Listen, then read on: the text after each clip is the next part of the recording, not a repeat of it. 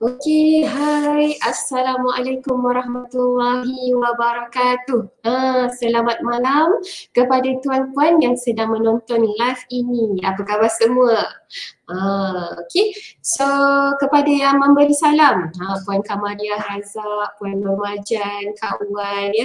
Waalaikumsalam warahmatullahi wabarakatuh. Okey, kita ada berapa orang? So boleh panggil lagi kawan-kawan kita yang lain. Alhamdulillah.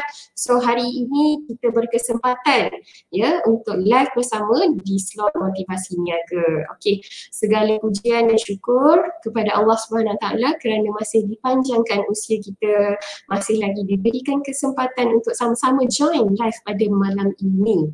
So saya doakan anda insya-Allah kita sama-sama berada dalam keadaan yang tenang ya, bahagia, gembira, ceria dan sentiasa berada di bawah perlindungan Allah Subhanahu Wa Taala. Jadi saya minta dengan rasa kasih dan sayang, saya minta yang ada bersama saya sekarang ini jom kita share live ini, panggil kawan-kawan kita yang lain, tag diorang ya. So moga-moga mereka boleh sama-sama join kita pada malam ini. Okay. Okay. So Alhamdulillah. Semua sihat ke? Macam mana? Okay, so tajuk kita pada hari ini ialah kisah orang berjaya. Hari ini kita bakal mengetahui kisah-kisah orang berjaya. Mungkin bila kita bercakap tentang kisah orang berjaya ni, saya yakin anda mesti dengar pelbagai cerita tentang orang berjaya. Namun kisah orang yang berjaya yang bakal disampaikan oleh jemputan kita pada hari ini insya-Allah dapat memberikan kita sedikit semangat baru ya, mungkin inspirasi baru yang mungkin anda dapat ikuti dan contohi sebagai satu permulaan untuk tuan-tuan bermula dengan cemerlang insya-Allah. So yes, kita cukupkan lagi, mungkin cukup 100 orang kita boleh start. Okay, so semua dah ready ke? Saya sebenarnya memang blur-blur ke? Oh, gambar saya blur ke? Ke jelas? Suara saya jelas tak? Lupa saya nak tanya. Kalau jelas komen sikit jelas, so saya tahu. Suara saya jelas, muka saya jelas. Ke blur? Okay. Puan Suhana, waalaikumsalam. Kalau jelas saya komen sikit jelas. Contoh seberi saya tahu. Kak Maja kata suara jelas, gambar blur macam hari tu mungkin line kot, line. Tak apa, insyaAllah nanti kita betulkan. Okay, tak apa. So saya rasa anda semua dah ready ke? Okay. Suara pun tak berapa okey. Suara jelas, gambar blur Tak apa, nanti kita cuba. Mungkin line internet sini kot. Tapi suara jelas. Tak apa. Jangan risau. Okey, kalau semua dah ready, komen sikit ready.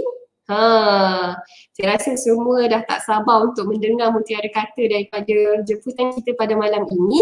Jadi tanpa membuang masa, saya ingin menjemput Datuk Dr. Ustazah Hafizah Musa. Okey, Assalamualaikum Ustazah. Waalaikumsalam warahmatullahi wabarakatuh. Alhamdulillah. Alhamdulillah baik, insyaAllah. So bertemu juga kita ya, akhirnya sama-sama dapat orang kata live bersama Ustazah ya. So Ustazah, hari ni orang kata seperti yang kita tahulah, tajuk malam ini ialah kisah orang berjaya. Mungkin kalau ditanyalah kepada sesiapa saja siapa yang nak rasa susah? Pastinya semua nak senang kan. So bila nak senang mestilah dia perlu menjadi seorang yang berjaya. Tapi bagaimana berjaya tu? Orang kata mungkin berjaya yang bagaimana kan? Apa yang dikatakan berjaya dan sebagainya. Jadi mungkin Ustazah boleh share sikit tips ke ataupun mungkin kisah-kisah bagaimana tokoh-tokoh yang berjaya yang mungkin penonton kita boleh ikuti sebagai contoh. So tanpa membuang masa, saya serahkan live ini kepada Ustazah. Silakan. Baik, bismillahirrahmanirrahim. Ya. Allahumma lakal hamdu hatta tarda, wa lakal hamdu idza radita, wa lakal hamdu ba'da ridha. Wa usalli wa usallim ala nabiyyina wa habibina wa syafi'ina Muhammad sallallahu alaihi wasallam wa ala alihi wa ashabihi ajma'in. Allahumma inna nas'aluka ridhaka wal jannah wa na'udzu bika min sakhatika wan nar. Allahumma inna na'udzu bika min 'ilmin la yanfa' wa min qalbin la yakhsha' wa min nafsin la tashba' wa min du'ain la yusma' wa na'udzu bika min haula'il arba'. Ya Allah, ya Tuhan kami mohon ya Allah redha-Mu dan syurga-Mu. Kami berlindung daripada kemurkaan-Mu dan azab neraka-Mu. Ya Allah, kami berlindung daripada ilmu yang tidak memberi manfaat, daripada hati yang tidak khusyuk, daripada nafsu yang tidak pernah merasa puas, dan daripada doa yang tak dimustajabkan. Kami berlindung daripada keempat-empat perkara yang kami sebutkan tadi. Amin, amin, ya Rabbal Alamin. Masya Allah, Alhamdulillah, terima kasih ya saudari Anissa yang selepas ini Ustazah akan panggil. Dia dah minta izin kan, dia panggil Nisa ya, lebih dekat insyaAllah, lebih akrab insyaAllah. Dan seterusnya ya yang Ustazah hormati lagi kasihi, iaitu yang berbahagia Encik Luqman Uthman selaku pengarah urusan Anak Edar Sendirian Berhad. Yang dihormati lagi dikasihi Puan Hasniza Hasan, pengarah eksekutif Anak Edar Sendirian Berhad, rakan-rakan niaga Anak Edar, tuan-tuan, puan-puan, kakak-kakak, ibu-ibu, ahli-ahli perniagaan, adik-adik yang baru nak start berjinak berniaga, ya anak-anak, tuan-tuan dan puan-puan sekalian, seluruhnya, semuanya, Assalamualaikum warahmatullahi wabarakatuh. Apa khabar semua sahabat-sahabat, tuan-puan pada malam ini? Ya, mudah-mudahan jiwa kita sekarang adalah jiwa orang yang berjaya. Ya, dan berbalik kepada soalan kita ataupun berbalik kepada tajuk kita, iaitu kisah orang yang berjaya. Ya, di mana pada malam ini Nisa, sahabat-sahabat semua, ya Ustazah insya-Allah akan ceritakan 1-2 kisah ya tentang orang-orang yang berjaya. Dan dalam masa yang sama kita berkongsi perjalanan hidup yang kita lalui. Dalam masa yang sama kita akan berkongsi tips pengajaran, ibrah, ya teladan dan sempadan yang insya-Allah ya boleh kita perkayakan pengetahuan dan pengalaman kita ya sebagai pencerahan untuk kita melalui proses kehidupan dengan lebih baik lagi insya-Allah. Nisa dan semua sahabat-sahabat yang dikasihi sekalian. Maaf ini saya jadi sasaran Ustaz panggil je nanti ya. Tak apa, saya okey je. Jadi famous nama Nisa malam ni. Masya Allah, Masya Allah. Okey. Bila kita bercakap tentang orang yang berjaya, perasan tak Nisa, sahabat-sahabat sekalian bahawa definisi orang yang berjaya tu akan berkembang, akan mengalami perubahan demi perubahan seiring dengan usia, seiring dengan pengetahuan dan seiring dengan pengalaman yang kita lalui. Betul ke tidak? Ya, masa kita kecil-kecil dulu mungkin kita fikir orang berjaya ni orang yang pakai kereta besar, kan? Ya macam anak-anak saudara kita lah. Macam kita masa kecil-kecil ya Nisa, masa Ustazah pun pernah muda juga. Ya pernah kanak-kanak kan ya. Ataupun anak-anak saudara yang kecil-kecil kan, dia cakap okey, Mak Long ni kaya, dia punya penilaian kaya, penilaian berjaya pada dia melihat kepada material yang ada. Ataupun masa hari raya, siapa yang paling banyak bagi dia duit raya, maka itulah yang dia rasakan, ya itulah skop orang yang berjaya, ya orang yang berharta, orang yang kaya pada pandangan yang sesuai dengan umur ketika itu. Dan itu berlaku dalam diri kita ya Nisa. Kemudian kita sekolah, ya kita belajar. Bahkan selepas kita melalui persekolahan ataupun pendidikan formal, kita masuk kepada pendidikan Masya Allah yang sangat luas, ya, yang di mana-mana menjadi institusi kepada kita. Ya, ketika itu Masya Allah sedikit pengetahuan yang ada, pengalaman yang ada menyebabkan definisi orang yang berjaya tu ya semakin dapat disimpulkan, dirumuskan, diharmonikan dengan lebih baik lagi. Sebab sangat penting kita mendefinisikan terlebih dahulu siapakah dia orang yang berjaya. Ya, siapakah dia peniaga yang berjaya. Kalau kita silap dalam mendefinisikan orang yang berjaya, peniaga yang berjaya, insan yang berjaya, ibu bapa yang berjaya, maka sudah barang pastilah kita tak tahu, tak tentu arah haluan yang kita nak pergi. Betul kan Nisa kan? Ya, macam hari ni dalam suasana sekarang kita banyak juga didedahkan dengan gejala ataupun dengan scammer. Ya. Yang pada satu ketika mungkin orang melihat wah kejayaan mereka, kekayaan mereka, ya peluang yang mereka ada, tapi bagi kita yang sudah meletakkan satu definisi yang lebih jelas kepada insan yang berjaya, kita tidak melihat itu sebagai sebuah kejayaan. Itu mungkin satu proses untuk mereka berjaya, belajar daripada kesilapan, belajar daripada kegagalan. Boleh sebab peluang tu sentiasa ada insya-Allah. Jadi bila kita sebut tentang kejayaan, Masya Allah, kejayaan ya yang telah diletakkan di dalam Al-Quran. ya, iaitu pada satu ayat yang bermaksud barang siapa yang dapat menyelamatkan dirinya daripada api neraka wa udkhilal jannah, dan dia dimasukkan ke dalam syurga, faqad faz, maka sesungguhnya dia benar-benar insan yang telah berjaya. Jadi kita tak boleh lari daripada definisi, daripada skop kejayaan yang dipandu oleh Al-Quran, ya, yang dijelaskan oleh Al-Quran, ya, sebab itu mesti jadi panduan asas kepada kita. Apa dia?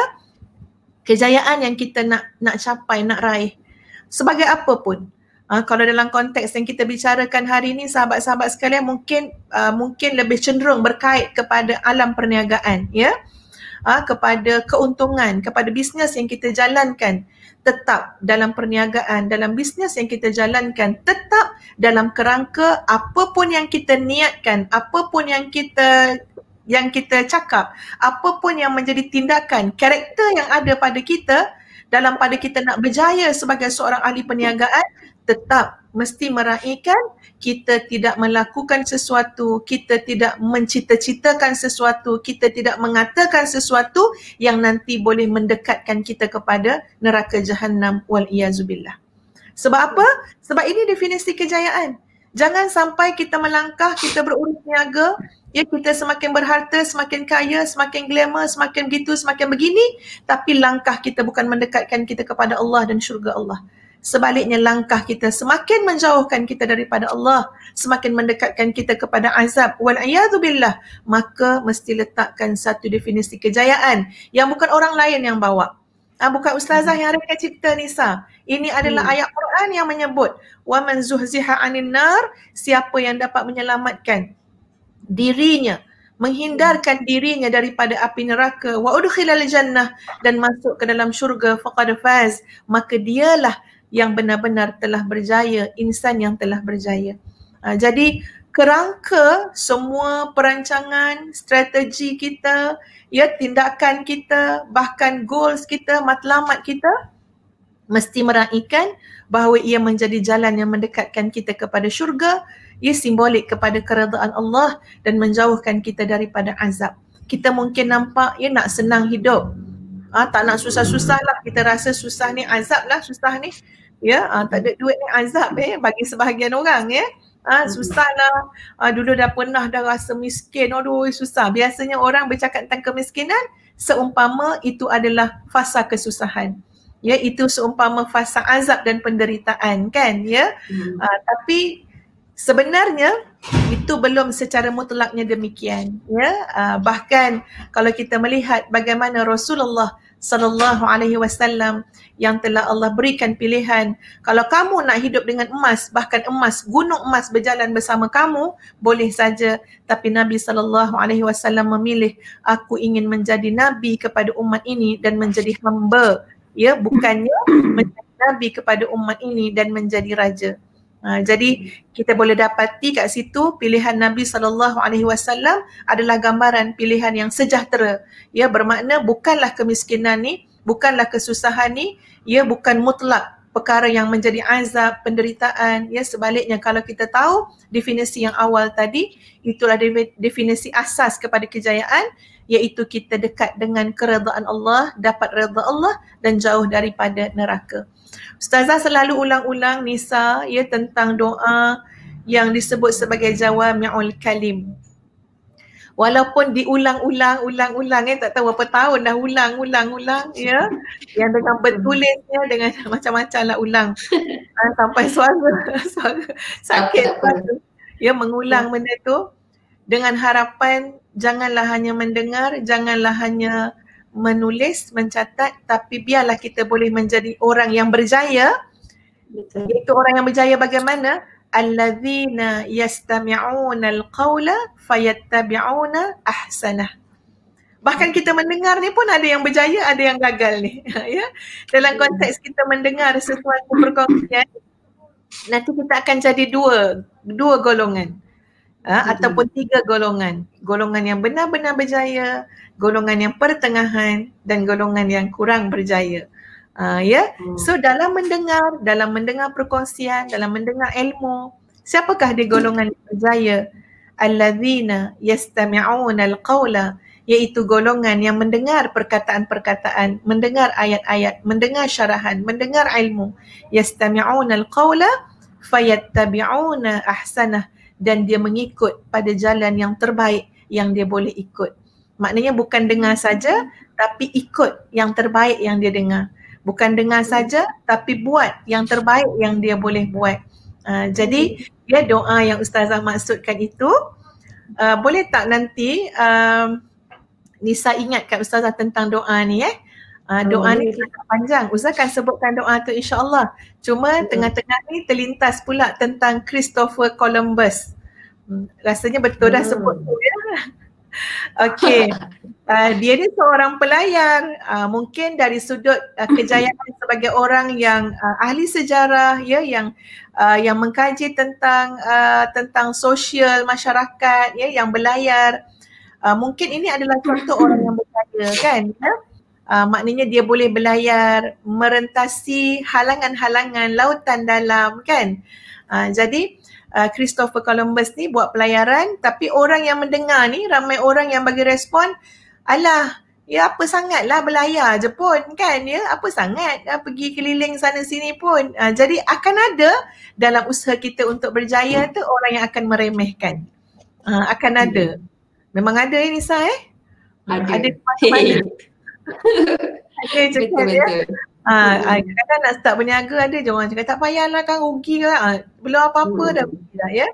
Jadi ceritanya okey, orang pun bila Christopher Columbus dengar orang cakap macam tu, dia pun berhujah, berdialog dengan rakan-rakan yang seperti itu ya.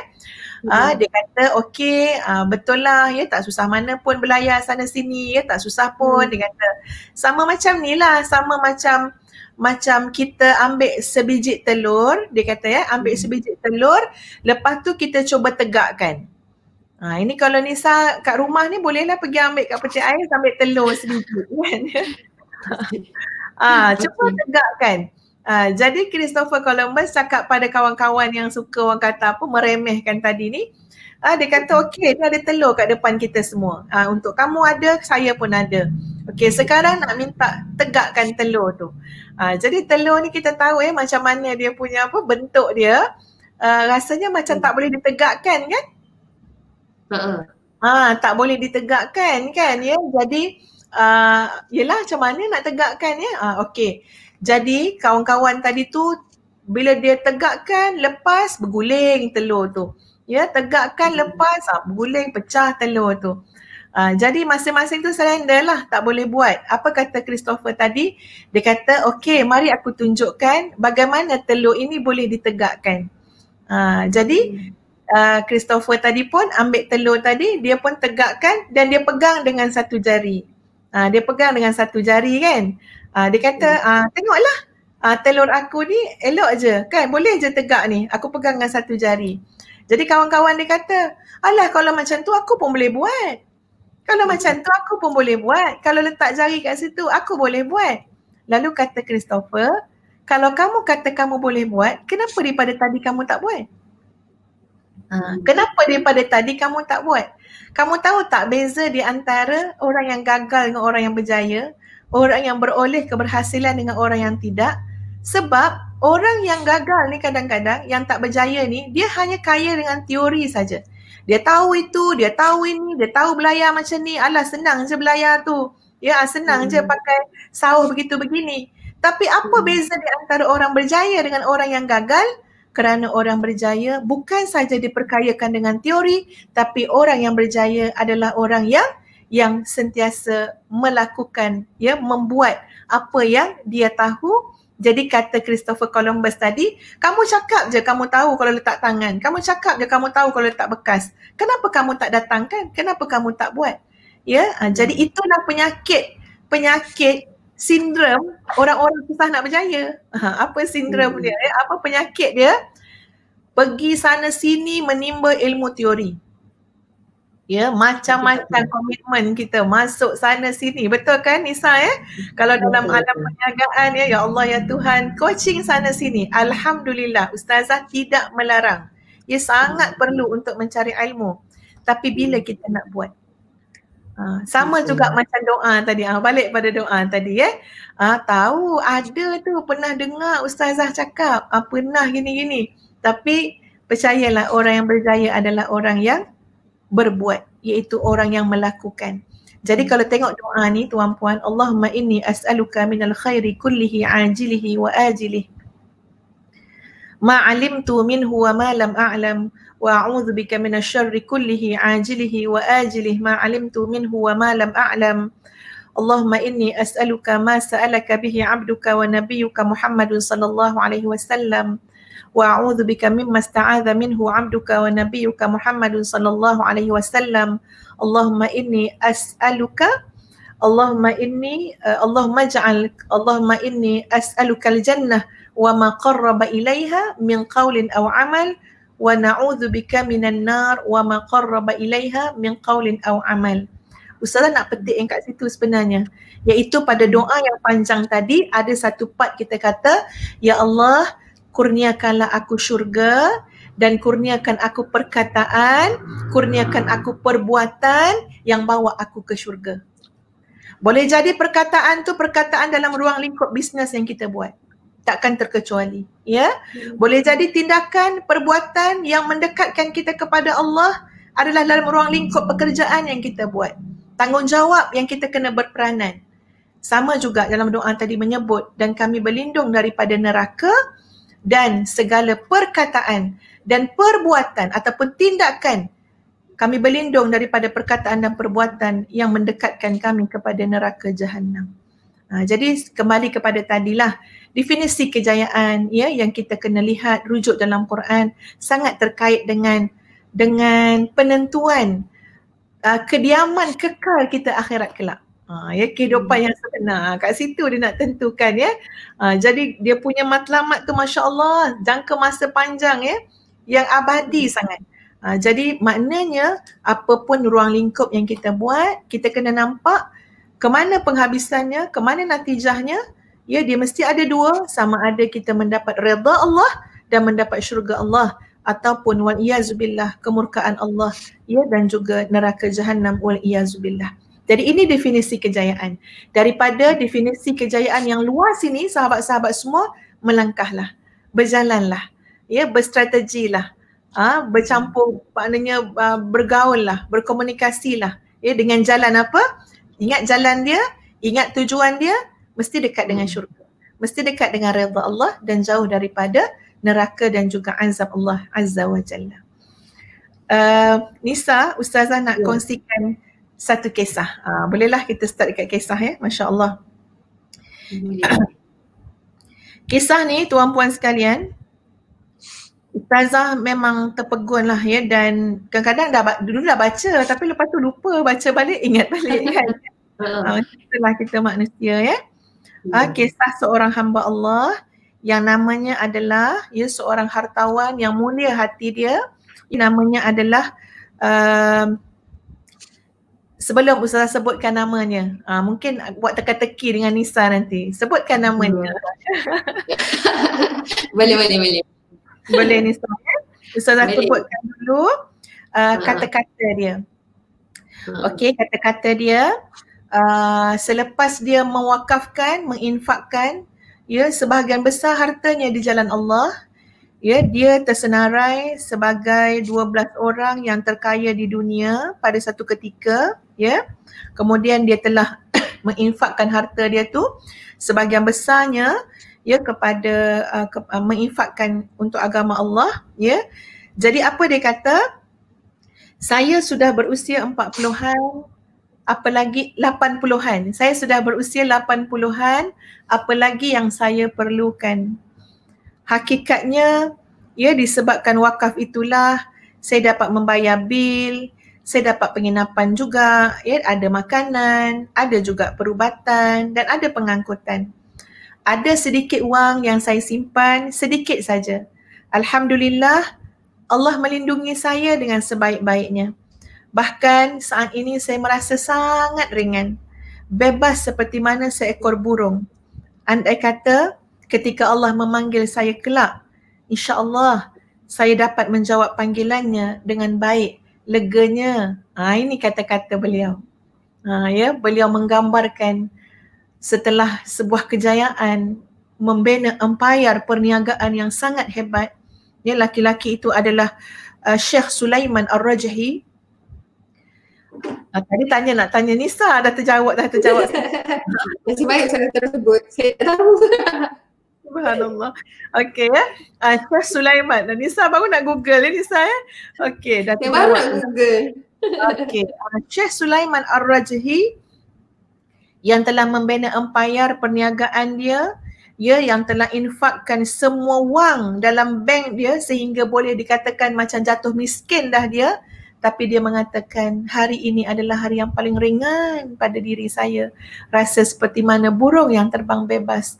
Andai Allah ingin memanggil saya untuk kembali kepadanya, insya-Allah saya akan menjawab panggilan itu dengan sebaik-baiknya, leganya. Itulah ya kata-kata Syekh Sulaiman Ar-Rajhi. Tuan-puan sekalian, ya mari kita kenali sedikit Syekh Sulaiman Ar-Rajhi ini. Ya, untuk memberi semangat kepada kita semua. Masya Allahu kana wa ma lam yasha lam yakun. Apa saja yang Allah kehendaki pasti akan berlaku. Apa yang Allah tak kehendaki takkan berlaku, ya. Pada tahun 2011, majalah Forbes menganggarkan kekayaan beliau sebanyak 31.6 bilion. Tak tahulah, tak tahu. Tak tahu nak cakap lah, tak tahu nak cakap ya. Tak terfikir, tak tergambar lah Kak Ustazah.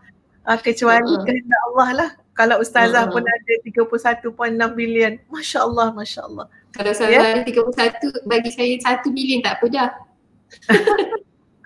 Masya Allah ya. Ini macam dari gazette ni, agreement ni kan ya. Okay. Menjadikan dia individu yang ke-120, bukan 12 120 terkaya di dunia. Masya Allah, 31.6 bilion ya. Asalnya tuan-puan sekalian, beliau ni adalah orang yang susah saja.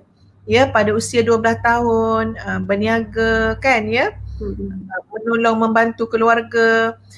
Tapi kemudiannya beliau ini telah pun dengan 3 orang saudaranya telah membina ataupun mengasaskan bank. Ya, mengasaskan sebuah bank. Jadi bank itu Nisa dan juga yang lain-lain, sahabat-sahabat semua, kemudiannya bank itu dia macam operasi dia macam bank yang berlandaskan kepada prinsip Islam, ya, di mana dia telah asaskan, telah buka ya, bahkan sampai ke negara Eropah. Dan di negara Eropah dia mempertahankan prinsip Islam ya dalam sistem perbankan itu. Ia bahkan mengatakan kepada orang-orang di Eropah sana, bukankah agama saya dan agama kamu, iaitu Islam dan Kristian, sama-sama ya menolak kepada monopoli, ya, menolak kepada riba dan sebagainya, pengambilan faedah ya. Jadi apa salahnya kita menerapkan prinsip-prinsip Islam, ya, agama kita dalam perbankan. Jadi alhamdulillah ya, maka terbinalah ya bank-banknya di seluruh dunia macam yang kita lihat sekarang. Tetapi Masya Allah, pribadi beliau iaitu pribadi yang zuhud, yang sederhana, ya, tak padan dengan kekayaan yang melimpah ruah, bahkan sangat memberikan penekanan kepada ahli keluarganya, anak-anaknya untuk mengamalkan prinsip kesederhanaan pada semua perkara. Masya Allah.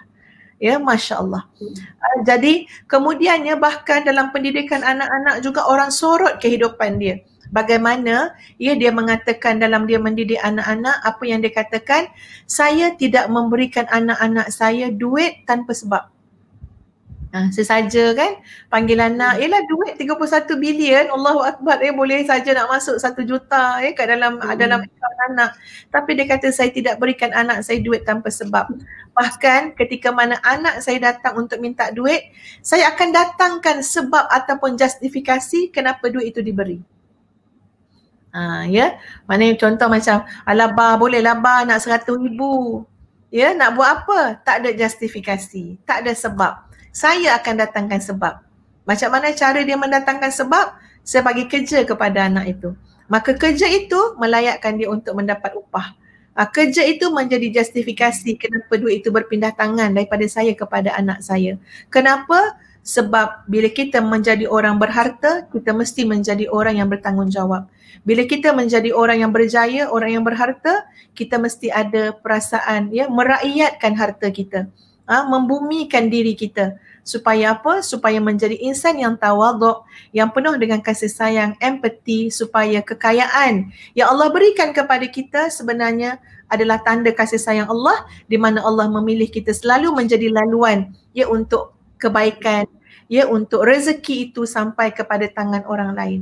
Jadi Masya Allah terlalu banyak karakter positif yang ada pada beliau, sifat-sifat orang berjaya yang ada pada beliau, dan Masya Allah beliau rasa sangat tenang hati bila mana hampir usia dah 80-an, ketika itu senang sangat hatinya kerana dia tidak meninggalkan lagi maknanya makna tak ada lagi dah wang ringgit harta benda, kecuali semuanya telah dibagi-bagikan, diwakafkan, diinfakkan. Dia ada yayasan yang besar dalam satu kerja amal di Saudi dan sebagainya. Jadi dia rasa itu adalah hari kebebasan dia, kejayaan dia yang sebenar. Jadi Masya Allah nak bagi tahu duit bukan tujuan kita tuan-puan, kekayaan bukan tujuan kita. Demikianlah kita yang sedang berniaga tak boleh letakkan kekayaan sebagai tujuan. Ustazah suka mendengar satu doa doa tu saya tengok dalam kitab tasawuf doa yang menyebut, dan Ustazah rasa tenang pula bila berdoa macam tu. Ya Allah ya Tuhan, berikanlah aku kekayaan pada saat yang aku tidak memerlukannya. Jadi kadang-kadang kita ni terlalu sangat nak ni, lain macam juga kenapa nak sangat-sangat ni, nak berjuta-juta, berbilion ni kita dah tahu ke macam mana nak menguruskannya, kita dah tahu ke macam mana pengagihannya, dah tahu ke pengelolaannya. Jangan lupa juga kan bahawa itu akan jadi tanggungjawab yang berat pada kita di dunia dan di akhirat. Kalau dah tahu nak kelola macam mana, nak urus macam mana, silakan masa tu jadilah orang kaya. Dan kita memang berdoa kepada Allah, ya Allah jadikan aku orang kaya. Tapi dalam masa yang sama tengok macam mana ahli sufi letakkan doa tadi, berikan aku kekayaan di saat aku tak perlukan kaya. Masa tu kalau Allah bagi, agak-agak nak buat apa? Kita dah tak perlu dah untuk nafsu kita, untuk diri kita. Masya Allah, insya-Allah kita akan dapat menginfakkannya di jalan yang Allah redai. Wallahu a'lam. Serah dulu pada Nisa. Nisa mesti banyak poin nak ulas kan? Okey. Itu dia. Okey. Siapa-siapa yang penonton channel sekiranya ada sebarang soalan boleh je ajukan dan saya akan bacakan. Ustazah insya-Allah boleh jawab insya-Allah. So tadi Ustazah ada yang tanya mana nak dapat doa yang panjang tu tadi? Ada ke kat mana-mana? Dia orang tak sempat nak tulis. Okey, insya-Allah ada di mana-mana. InsyaAllah ada dalam buku Ustazah, ada buku doa mihrab, ada, boleh masuk dalam Facebook page Ustazah, tengok kat sana macam nak dapatkan, ataupun dalam Instagram, ataupun dengar ceramah-ceramah dan kuliah, ada juga banyak cara dah. Ada orang letakkan jadi poster dalam IG dan Facebook masing-masing, insyaAllah boleh jumpa insyaAllah. Dan mungkin boleh type doa orang yang berjaya betul, doa tu kan Nisa memang dia tak bukan doa orang berjaya. Kalau kena type apa ni jawami'ul kalim, doa jawami' al-kalim, maknanya doa yang kompres. Sebenarnya untuk kita menjadi orang yang berjaya Ustazah faham kita ni memulakan macam-macam lah perniagaan nak berjaya sebagai ibu ayah, mendidik anak-anak kan, semua tu kita lakukan untuk menjadi orang berjaya ni dia kena ada base dia. Base dia apa dia? Base nya adalah ketenangan. Maknanya proses untuk berjaya tu dia kena ada mood, dia kena seiring dengan kondisi ketenangan tu. Jadi masya-Allah kita tak nak macam ni Nisa. Kita nak jadi orang berjaya, nak jadi businessman yang berjaya, nak jadi ibu ayah yang berjaya, nak jadi guru yang berjaya dalam career. Tapi kita melalui proses tu dengan sangat pedih dan menderita. Betul tak Nisa? Betul. Ada orang dalam proses untuk menjadi orang berjaya sampai sampai hilang keluarga. Ya. Sampai hilang saudara, sampai putus saudara. Ada. Ada orang dalam proses nak jadi orang berjaya sampai dia keseorangan, tinggal dia seorang-seorang je. Apalah maknanya? Sebab tu kita kena ingat dalam proses untuk berjaya, base dia ya yang mesti berada bersama dengan kita, mengiring kita adalah ketenangan. Macam mana nak dapat ketenangan? Ketenangan bersama dengan restu daripada Allah. Ya, ketenangan bersama dengan redha daripada Allah. Jadi kita lalui setiap saat tu mesti dalam mencari keredaan Allah. Boleh ke begini ya Allah, aku nak buat ni perancangan aku ni macam mana? Ustazah ada dengar satu kisah saya tak nak sebut nama sebab nama tu sangat popular, masih popular lagi di Malaysia. Jadi kalau disebut nama nanti akan dapat merujuk kepada empayar bisnes mereka. Tapi Ustazah sempat berbual dengan kaum keluarga mereka ni ya, dan mereka menceritakan bagaimana ayah mereka mengasaskan perniagaan tersebut. Ya, bagaimana ayah mereka membiasakan dalam setiap langkah yang dia nak buat, dia merujuk Allah dengan cara istikharah. Ya, dan memperbanyakkan doa. Bahkan ketika mana perniagaan mereka tidak dapat naik, waktu ayah dia berniaga di kampung halaman sendiri, tak boleh nak naik. Ya, jadi kenapa ya perniagaan itu tak boleh naik? Dan ayah dia percaya. Ini sistem keyakinan. Ini adalah kepercayaan yang dipegang oleh ayah ini tadi dengan pengalaman, dengan pengetahuan. Dia percaya bahawa rezeki yang Allah tetapkan kepada seseorang itu ada waktunya dan tempatnya. Ya, jadi lalu dia mengambil satu keputusan dengan beristikharah kepada Allah bahawa dia kena membawa perniagaan dia keluar daripada kampung halaman dia. Dia kena pindah.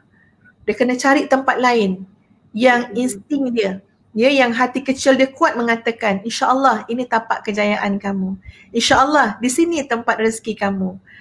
Insya-Allah ini waktunya untuk rezeki kamu. Jadi kuat sangat hati tu, ya, dan tanpa dia meninggalkan ya doa istikharah kepada Allah Azza wa Jalla, jadi terbukti betul lah dekat daerah itu. Tak nak sebut nama daerah dia ya.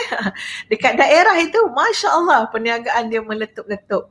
Sampaikan daerah itu dikenal dengan bahan perniagaan dia tu. Dengan produk perniagaan dia tu sangat terkenal di Malaysia. Kalau sebut daerah tu, daerah tu akan dikaitkan dengan produk syarikat tersebut ataupun jenis perniagaan syarikat tersebut. Jadi maknanya ya, dalam setiap benda yang kita nak buat ini sahabat-sahabat semua, sebab kita dah tahu definisi kejayaan tadi, ya, rujuk kepada panduan Allah jadi tujuan dan sentiasa memohon restu, ya, keberkatan daripada Allah Azza wa Jalla dalam setiap keputusan yang kita nak buat. Ya, biarlah kita buat dengan penuh adab. Pertama ada syura, berbincang dengan orang yang lebih tahu, orang yang lebih menyayangi kita, ya, orang yang lebih ada pengetahuan yang boleh membimbing. Dan yang kedua, ya, ataupun yang pertama adalah istikharah, merujuk kepada Allah, berdoa dan sebagainya. Dan yang kedua adalah syura, ya, kita sentiasa berbincang, ya.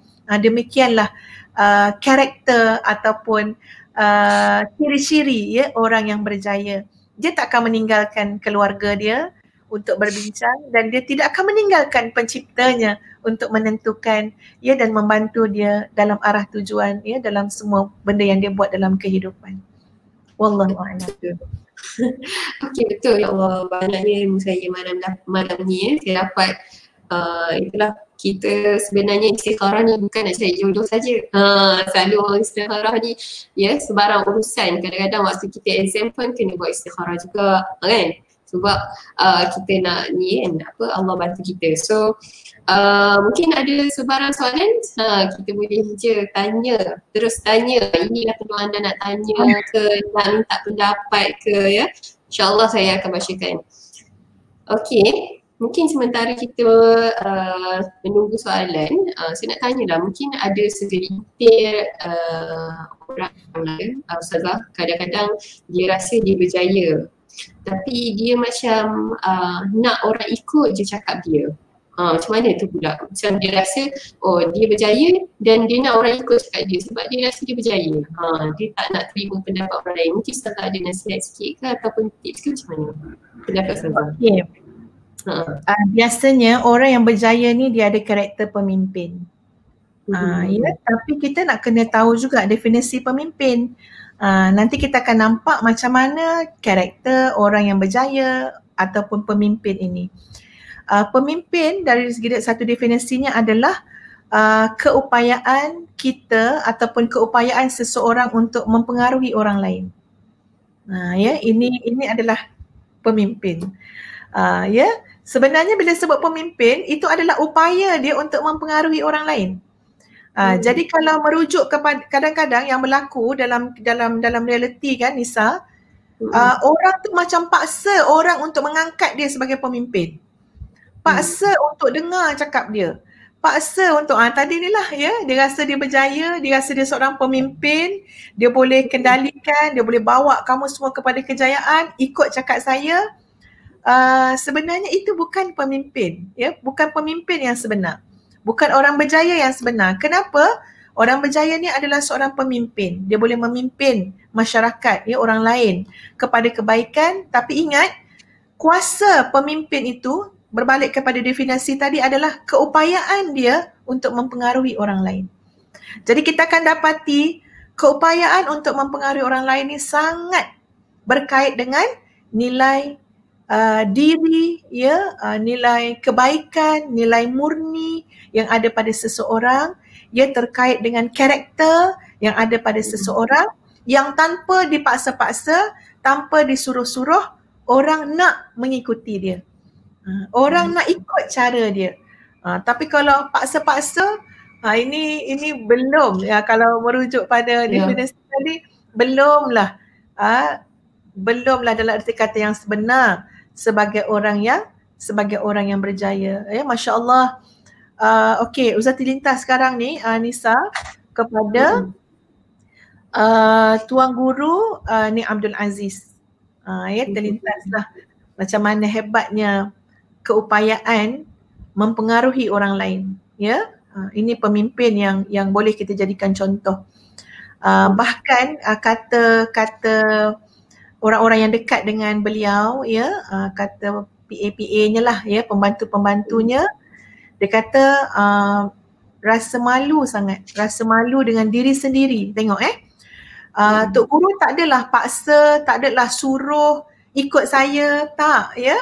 Tapi dengan apa yang ditunjukkan menyebabkan kami ni rasa malu, kata orang-orang yang mengikut lah, ya, yang membantu ni.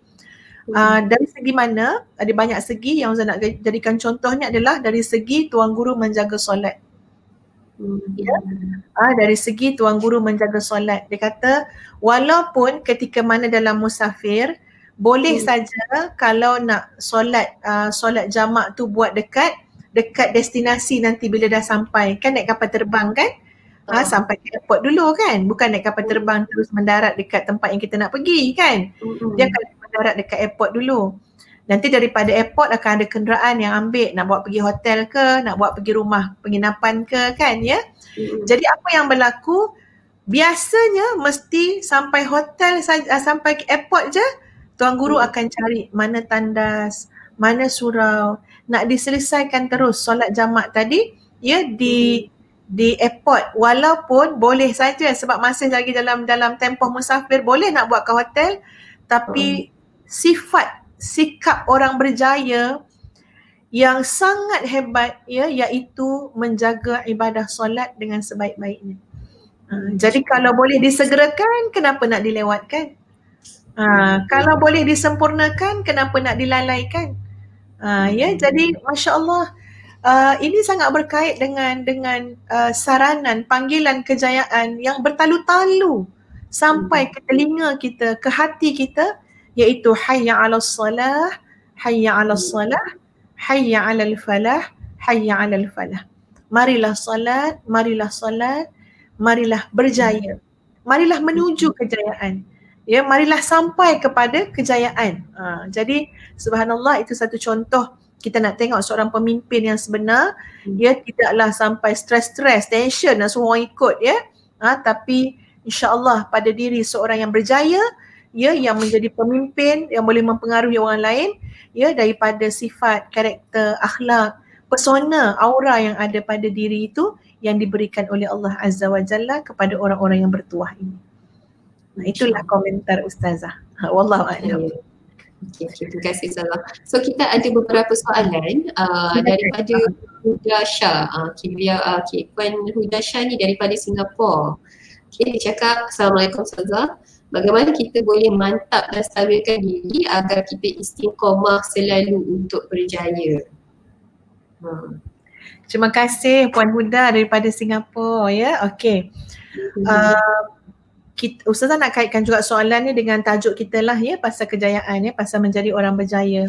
Alhamdulillah pertanyaan daripada saudari Huda ya menjadi asbab Ustazah nak kaitkan perkara ni dengan tajuk tadi, iaitu begini. Kita kadang-kadang dalam gambaran kita seolah-olah kejayaan tu yang kita nak capai tu ada ke atas puncak bukit. Mana kita akan nampak destinasi berjaya tu jauh. Betul tak Nisa?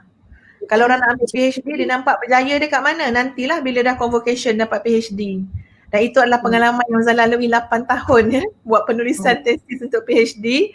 Maknanya selama mana belum dapat PhD, rasanya macam orang keliling tak nampak Ustazah berjaya lah. Ya, asal balik kampungnya mak abah tanya, bila nak siap ni? Kan ya, jadi maknanya macam belum sampai destinasi kan ya. Kadang-kadang ada rasa down juga kan, macam-macam lah dilalui. Tapi lepas kita melalui semua ni, ini Ustaz nak bagi tahu, sebenarnya orang yang berjaya ni tuan-puan sekalian bukan pada sebuah pencapaian yang dia lihat di atas puncak bukit tu. Ya, tetapi orang yang berjaya ini adalah daripada kebiasaan yang kita lalui menjadi rutin dan kita menikmati kejayaan tu setiap waktu, setiap saat, setiap hari. Itu kejayaan yang sebenar. Jadi ya macam yang saudari Huda tanya, macam mana nak buat, nak istiqamah, maknanya apa? Inilah dia orang yang berjaya yang sebenar. Ciri orang yang berjaya, dia tahu memaksimalkan, memanfaatkan setiap saat dan masa yang ada. Dia melihat di sana ada banyak peluang, ada banyak ruang, ada banyak kesempatan untuk dia menjadi hamba Allah yang berjaya. Tiap-tiap saat, tiap-tiap hari, tiap-tiap masa dan minit, wal asar, demi masa. Itu orang berjaya yang sebenar. Ya, memang kita kata contoh, okey tujuan dia apa, dia nak dapat PhD. Berapa lama perjalanan? 7-8 tahun. Ada orang 3 tahun, ada orang 4 tahun. Tapi sebenarnya dalam pengalaman kita mengharungi 7-8 tahun tu, Masya Allah kita belajar terlalu banyak perkara. Di situ kita belajar mungkin mengenal Allah Azza wa Jalla. Di situ kita berjaya mungkin mengenal diri kita, kelemahan kita lalu memperbaikinya. Di sana kita belajar berjaya kita menguruskan emosi kita, menguruskan diri kita, ya, menguruskan waktu kita, menguruskan komunikasi kita. Masya Allah diperkayakan oleh Allah dengan macam-macam bentuk kejayaan sehingga nanti kita meraih kejayaan pada destinasi tadi. Contoh macam kita nak sijil PhD tadi. Ya, nak dapat sampai kepada level PhD tadilah sebagai contoh. Jadi sebab itu penekanan kita ya kepada kejayaan adalah penekanan terhadap bagaimana kita berjaya sekarang. Sekarang, kenapa tangguhkan kejayaan tu? Macam yang kita kata tadilah, jauh kat puncak bukit tu kan, tinggi sangat, nak kena daki kan ya. Padahal kita boleh berjaya sekarang. Kita solat yang khusyuk, kita berjaya. Ya, kita dapat menyantuni keluarga dengan baik, kita berjaya. Kita menggunakan peluang kita dengan baik, kita berjaya. Masya Allah, kerana apa? Rahmat Allah terlalu luas. Nisa?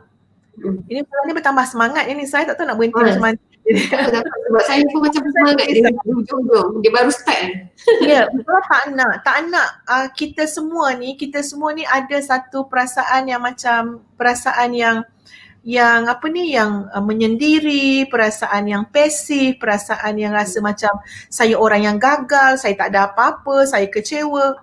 Tolonglah tuan-puan sekalian, ya. Jangan menghukum diri kita sendiri seumpama itu. Jangan mengazab diri kita sendiri seumpama itu. Sedangkan fabi ayyi ala'i rabbikuma tukaziban. Maka nikmat Allah yang manakah yang kamu dustakan? Ustazah bawa contoh macam ni Kadang-kadang kita fikir anak tu nak jadi aset, nak jadi ulama lah, nak jadi itu lah, nak jadi ini.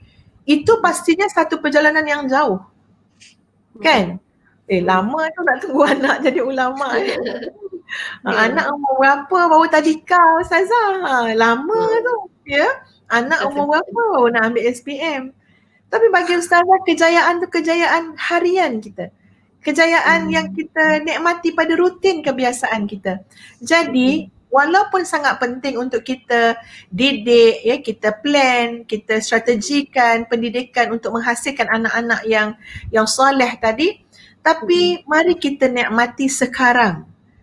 Ya, sekarang nikmati kejayaan kita. Jadi, contoh cara berfikir, pola berfikir yang ustazah nak ketengahkan. Ustazah berfikir juga bagaimana untuk membentuk anak-anak menjadi anak-anak yang soleh. Ya, kita fikir, alhamdulillah, kita cuba usaha, ya, dengan izin Allah.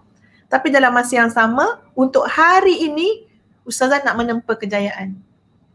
Apa dia kejayaan hari ini? Bagaimana nak memastikan anak-anak itu sekurang-kurangnya 5 kali hari ini mendoakan ibu dan ayah dia. Jadi ustazah buat jangka masa pendek, jangka panjang, ya, sebab kita nak hidup bahagia dengan pelbagai bentuk kejayaan yang kita nikmati. Kan? Jadi hari ni, bila hari ni tu 24 jam tu lah. 24 jam lebih dekat kan daripada nak tunggu 20 tahun lagi. Okay, so apa kita boleh buat? Kita nak gembirakan diri kita. Kita nak pastikan insya-Allah anak kita mendoakan kita paling kurang 5 kali sehari. Kenapa? Sebab bagi ustazah tuan-puan, kalau tak didik anak-anak daripada sekarang mendoakan ibu ayah dia masa kita ada, masa dia nampak susah payah mak ayah dia, masa dia nampak lelah mak ayah dia, ya, masa dia nampak keringat mak ayah dia, lalu bagaimana kalau kita dah tak ada? Kalau masa kita ada pun tak boleh nak ingat, ya. Kalau dah tak ada besok dapat pula bini lawa, dia dapat pula harta banyak, jawatan banyak, tak tahulah setara manalah ingat pada mak ayah, kan, ya. Jadi kita buat hari ni. Jadi bila kita nak anak kita mendoakan kita paling kurang 5 kali sehari, apa yang saya cuba buat? Pastikan mereka solat berjamaah. Apatah lagi masa PKPB ni kan, ya. Pastikan mereka solat berjamaah. Kita boleh dengar sendiri. Imam tu, anak kita mungkin jadi imam, ya, dia baca doa, kita dengar sendiri.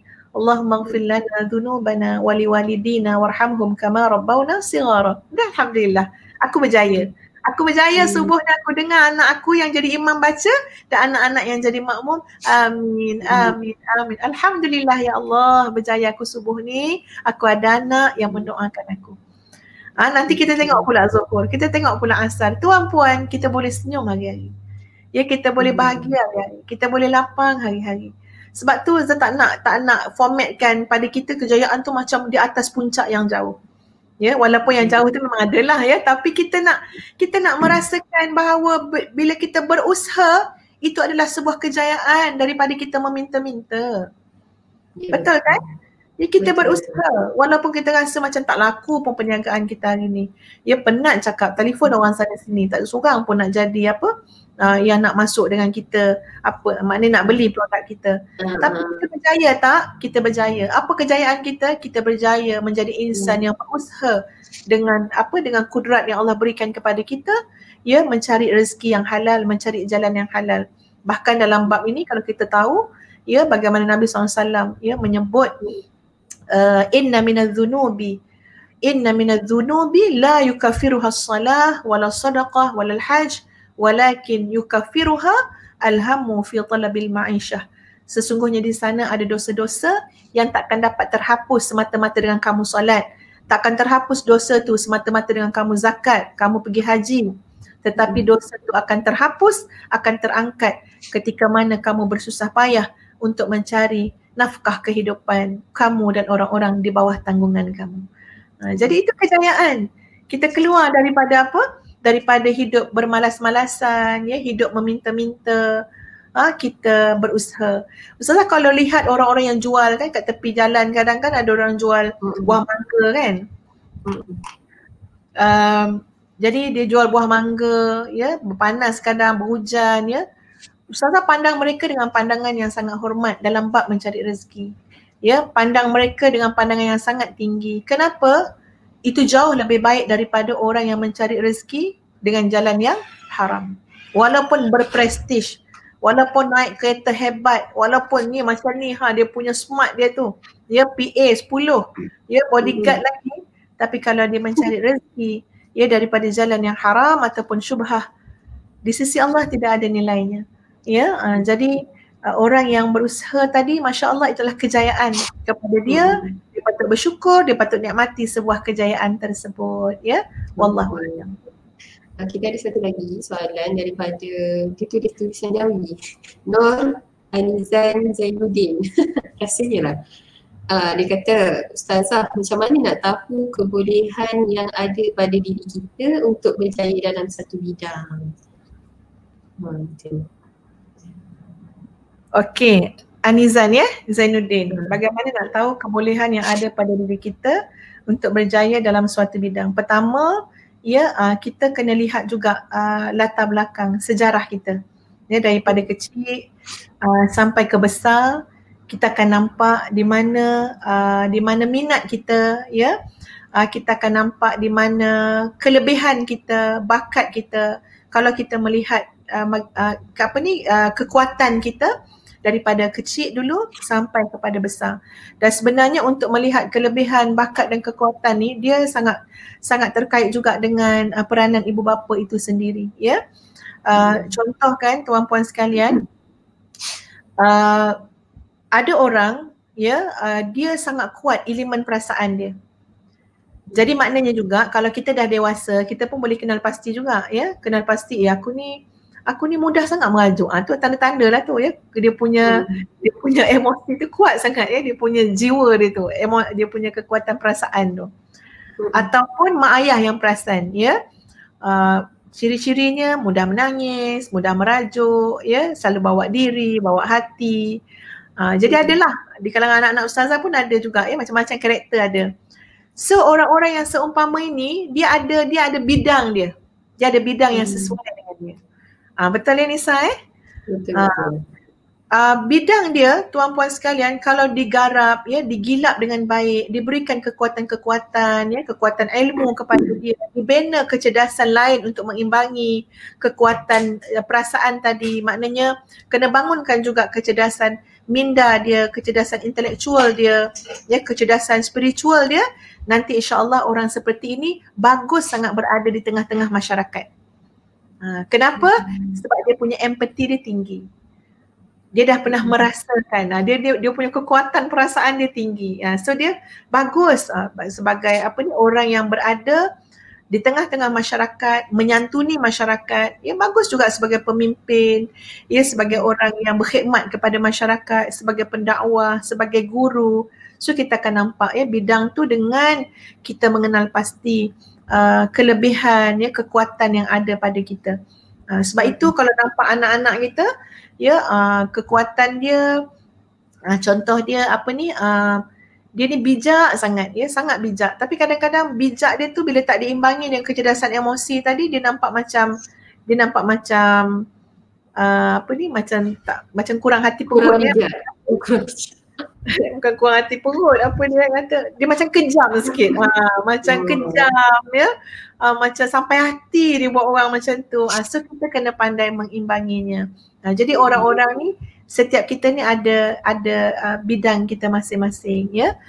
Kalau dalam bidang perniagaan ni, masya-Allah, kalau kita tengok Nabi SAW, Ustazah ada rujuk satu buku tadi, ya.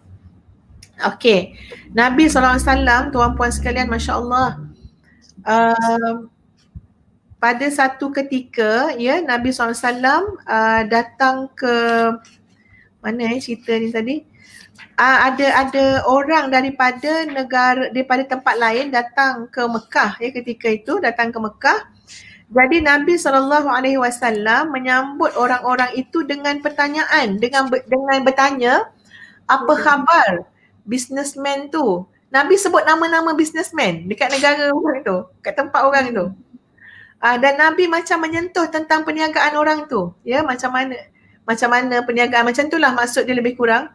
Maknanya nak menggambarkan yang Nabi ambil tahu. Nabi ambil tahu tentang perniagaan, tentang keadaan bisnes, sebab Nabi dulu kan seorang pedagang, ya. Nabi juga terlibat dengan perniagaan, kan. Jadi Nabi tahu, menyebabkan orang-orang yang datang ke Mekah itu merasakan bahawa Nabi Muhammad SAW yang ketika itu belum diangkat sebagai Nabi lagi, ia merasakan bahawa baginda ini bukan sebarangan orang, tapi orang yang mempunyai karakter yang luar biasa. Kenapa? Sebab dalam perniagaan pun telah ditunjukkan bagaimana karakter orang yang berjaya dalam perniagaan. Apa dia?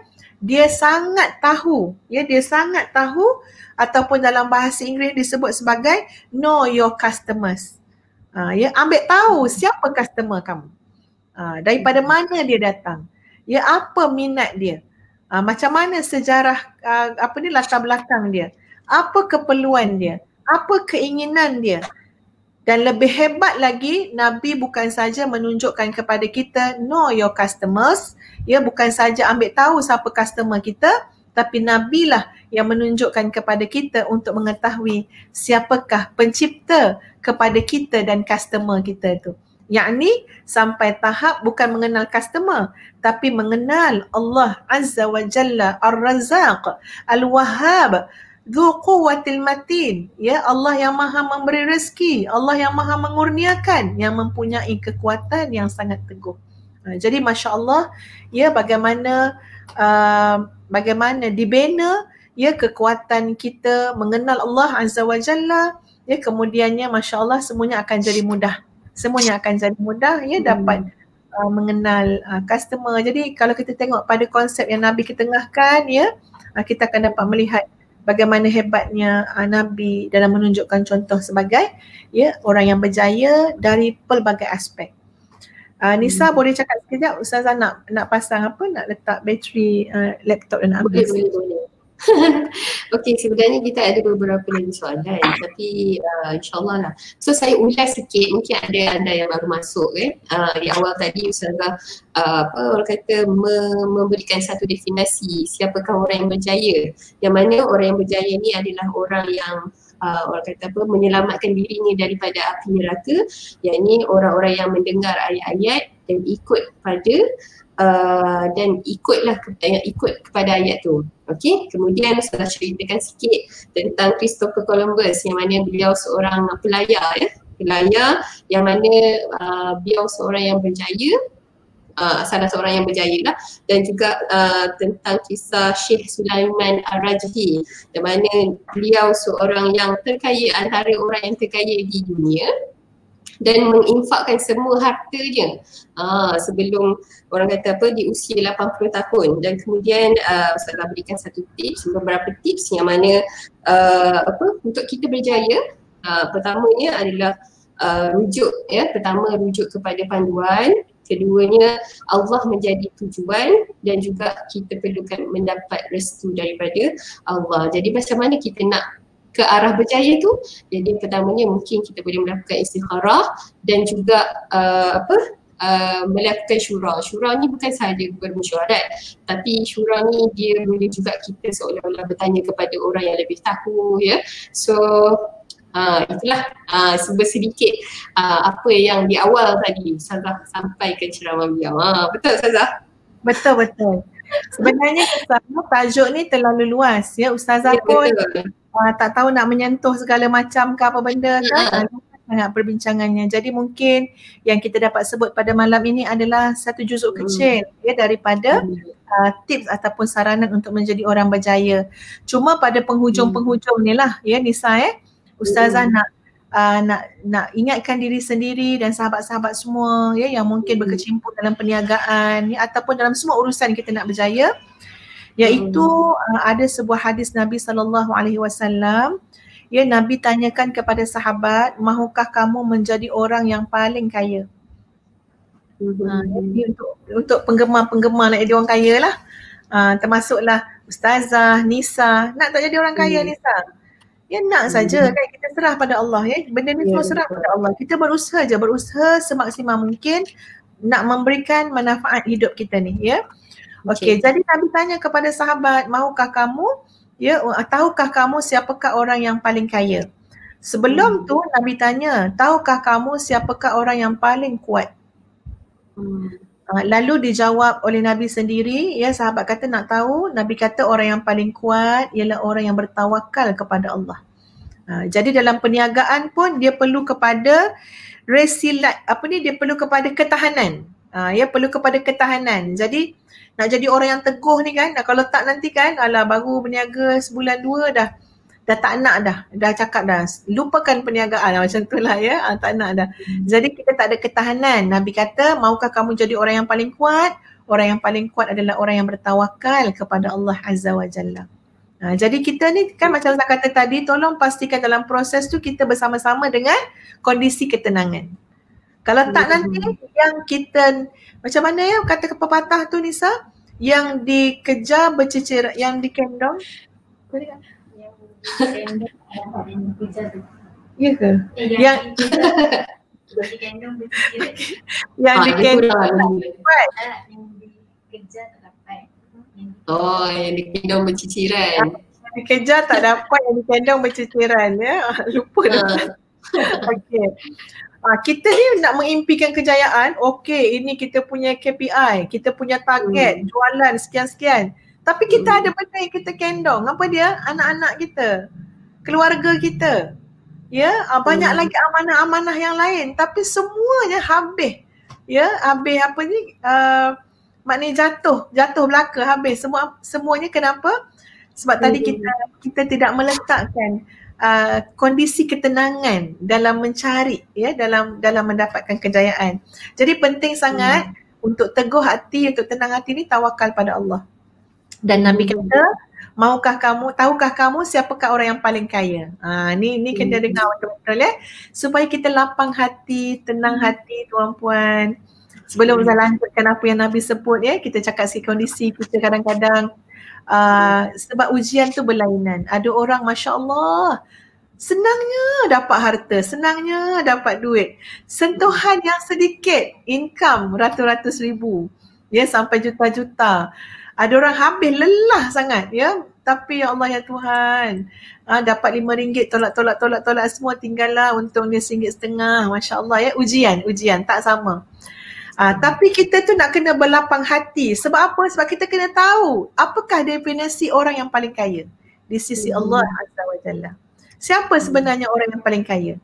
Orang yang paling kaya menurut hadis Nabi SAW tadi adalah orang yang yakin dengan apa yang ada di sisi Allah lebih baik daripada apa yang ada di tangannya. Ya. Maknanya orang yang paling kaya ni adalah orang yang selalu yakin apa yang ada di sisi Allah lebih baik daripada apa yang dikumpulkan di tangannya. Jadi Masya Allah, peluang kita, ruang kita untuk berbuat kebaikan, ya, berbuat kebaikan dalam apa jua bentuk akan menjadikan kita orang yang paling kaya. Kenapa? Sebab kita menyimpan saham yang besar di sisi Allah Azza wa Jalla. Ya, Allah takkan terlepas pandang. Allah tak akan abaikan, Allah tak akan sia-siakan. Semua itu akan mendatangkan pulangan yang berlipat kali ganda kepada kita. Ya, mungkin kadang-kadang kita rasa macam, bestnya orang tu senangnya, aku ni orang susah. Tapi subhanallah, ya, jadilah orang paling kaya yang sebenar apa dia? Cari ruang untuk kesusahan kita menjadi peluang ibadah. Cari ruang di mana kesusahan kita boleh menjadi perkara yang mendekatkan diri kita kepada Allah. Mungkin dengan jalan istighfar, ya, minta tolong dengan Allah, banyakkan berdoa, ikhlaskan apa sahaja yang kita buat. Ya, kita mungkin nampak orang lain buat banyak, kita buat sikit, tapi dengan ikhlas, yang sikit akan jadi besar, yang kecil akan jadi hebat. Jadi kita mencari ruang-ruang itu, ya, ruang-ruang untuk mencari pandangan Allah. Apa yang ada di sisi Allah lebih baik daripada apa yang ada di tangan kita ataupun di tangan makhluk atau di tangan manusia. Jadi ya, mudah-mudahan tenang hatilah dalam usaha untuk menjadi berjaya tu. Ya, dan Ustaz buat kesimpulan boleh Nisa? Boleh. Dengan laju lah insya-Allah ya. Boleh. Orang berjaya ni pada satu kesimpulan yang lain, dia ada 6 beza dia dengan orang yang gagal. Okey, yang pertama, orang berjaya dia selalu menjadi sebahagian daripada solusi masalah. Itu orang berjaya lah. Kak, kenapa sekarang ni akak dah tak berkeluh kesah ni? Kenapa akak nampak happy? Yelah, dah jumpa Nisa. Nisa dah bagi akak nasihat. Jadi di situ Nisa ni adalah orang berjaya. Kenapa? Telah menjadi sebahagian daripada solusi tadi. Okey? Tapi orang yang gagal, dia adalah sebahagian daripada masalah, penyebab masalah. Ya. Dialah yang menyebabkan masalah. Ada dia, masalah ada lah. Macam tu lah. Ya. So kita kena pandai menempatkan diri kita ya. Kita tempatkan diri kita sebagai sebahagian daripada solusi. Yang kedua, orang yang berjaya dia selalu nak belajar. Dia macam span dekat dapur tu. Serap air. Selalu nak belajar. Dia tak pernah letakkan diri dia macam dah pandai, dah tahu semua. Dia sentiasa menyediakan diri dia di hadapan orang lain macam cawan kosong, gelas kosong yang masih boleh diisi. Boleh isi lagi, boleh isi lagi, boleh isi lagi. Masya Allah, dia serap semua. Ya, semua bidang ilmu dia nak tahu apa semualah, Masya Allah. Ya, skill-skill kemahiran semua dia nak tahu. Dia nak belajar. Ya, Masya Allah, orang ni orang hebat. Orang yang tidak menghadkan dia hanya pada satu bidang, contohnya saya tak nak lah bidang-bidang apa, saya tak nak ambil tahulah bidang IT ni. Jadi sebab tu bila live kadang-kadang kan tak menjadilah apalah, itu tak cucuk lah, ini tak tekan butang, dia dah tak nak belajar kan ya. Jadi kita tu kena belajar, itu memang ciri orang berjaya. Tapi orang yang gagal, dia selalu merasakan yang dia sudah cukup pandai, sudah cukup tahu. Ya, jadi tak payah diajar lagi. Okey, jadi beza ya pola pemikiran orang berjaya dengan orang yang gagal. Yang ketiga, orang yang berjaya selalu melihat di mana-mana ada peluang dan ruang. Masya Allah. Di tengah-tengah masalah dia melihat peluang. Macam sekarang lah pandemik COVID-19. Tapi bagi orang berjaya ya terlalu banyak hikmah yang dia nampak. Masya Allah, Masya Allah. Tabarakallahu ahsanul khaliqin. Ya, terlalu banyak hikmah, ya, peluang yang kita boleh ambil. Tapi orang yang gagal, kalau tadi orang berjaya selalu melihat peluang dalam masalah, tapi orang yang gagal selalu melihat masalah pada peluang. Peluang ada padahal, tapi masalah juga yang nampak, ya. Okey, contoh sekarang dah dibenarkan dah nak berniaga kan kat mana-mana pun kan, ya. Cuma kena mintalah kebenaran, ya. Paling tidaknya tahu juga kan pihak berkuasa tempatan kat mana perniagaan tu. So peluang tu dah luas. Tapi orang yang gagal, dia tetap nampak masalah pada peluang. Macam-macam lah masalah dia. Alah payah nanti kereta nak lalu lah, nak apalah, nak tak macam-macam lah. Ya, itu memang ciri orang gagal. Yang keempat, orang yang berjaya, dia sentiasa membuat komitmen. Dia tak ada masalah dengan tanggungjawab. Ya. Dia malah dia rasa selesa, dia rasa nak cuba je dengan komitmen-komitmen. Contohnya ya, bila diberikan amanah, okey jawatan kuasa ni insya-Allah saya cuba. Jadi dia maksimalkan lagi keupayaan dia, pengetahuan dia dengan izin Allah. Ini orang berjaya. Tapi orang yang gagal, ya, dia tak nak tanggungjawab ni. Cuba nak mengelak, tak nak. Kita tengok cara pun sama je, ya. Sama je ragam orang tak apa nak berjaya ni. Ya, bahkan pernah ada seorang sahabat ustazah, dia kata kadang-kadang kita boleh tengok ciri orang berjaya tu dekat tol, dekat jalan tol tu kan. Saya kata macam mana macam mana dia boleh kaji sampai tahap tu. Dia ni seorang psikologis lah ya, dia mengkaji tingkah laku behavior. Dia kata setiap tindakan ni mesti datang daripada kita punya emosi, perasaan, kita punya pemikiran, keyakinan. Dia kata dia heran kenapa masa dulu kan kita boleh buat pilihan nak bayar tunai, touch and go dengan smart tag. Masa dulu kan, sekarang memang semua tak ada bayar tunai kan. Ada orang sanggup beratur panjang sangat untuk bayar tunai. Sedangkan ada smart tag, ada touch and go yang cepat je jalan, cepat. Sampaikan sahabat tu dia pengkaji behavior tingkah laku manusia, dia kata kita dah dapat gambaran dah. Orang ni macam mana dalam kehidupan, ya.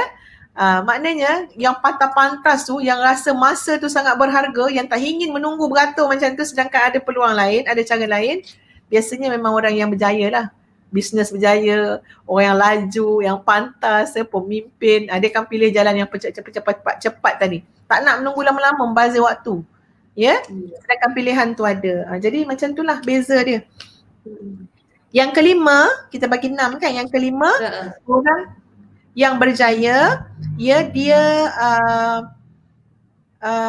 dia mudah berusaha dengan semua komitmen yang dia buat.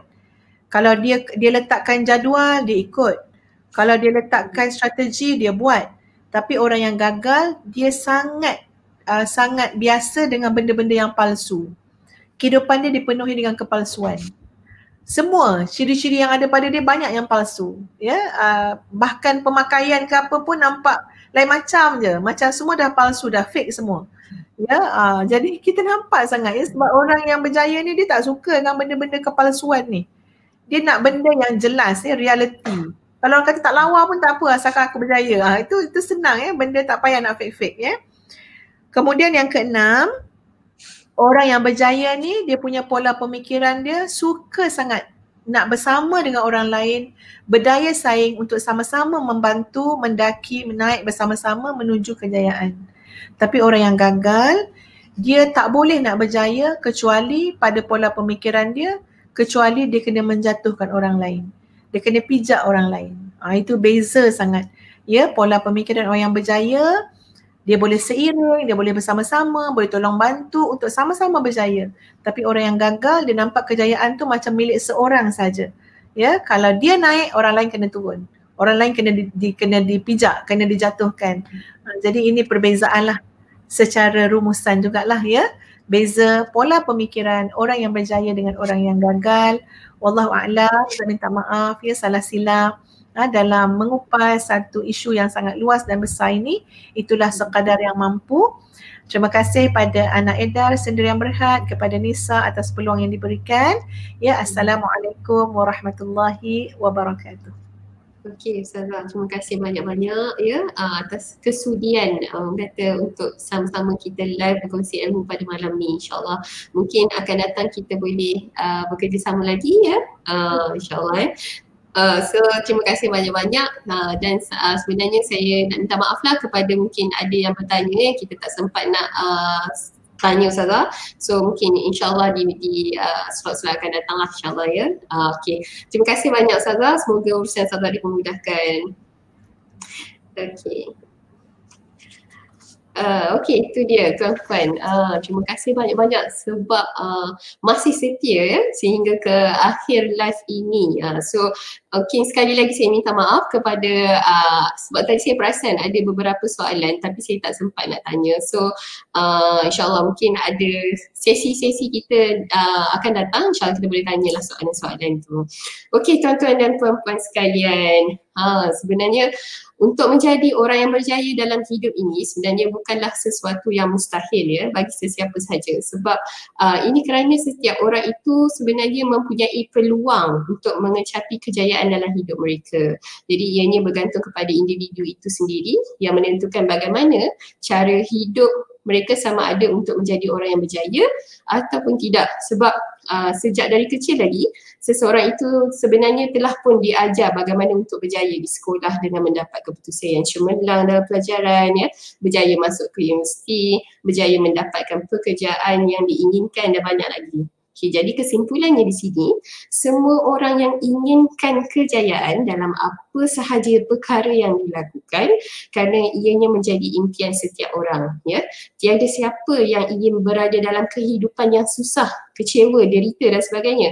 Jadi sudah tentu anda selalu ingin hidup bahagia dan berjaya seperti orang lain juga insyaAllah. Tapi ingat bahawa dalam dalam kita mengejar kejayaan ni, kejayaan hidup di dunia ini, janganlah sampai kita lupakan kejayaan kita untuk hari akhirat juga. So sama-sama kita berusaha untuk mengecapi apa sahaja yang kita inginkan insyaAllah. So daripada apa yang Ustazah kongsikan di awal tadi, semoga kita sama-sama dapat praktikkan, dapat amalkan ya. Kerana orang berjaya itu adalah orang yang melakukan. Okey, sekian saja daripada saya. Stay proaktif, stay kreatif ya. So berjumpa anda pada hari dan waktu yang sama pada minggu hadapan insyaAllah. Jumpa lagi. Assalamualaikum warahmatullahi wabarakatuh.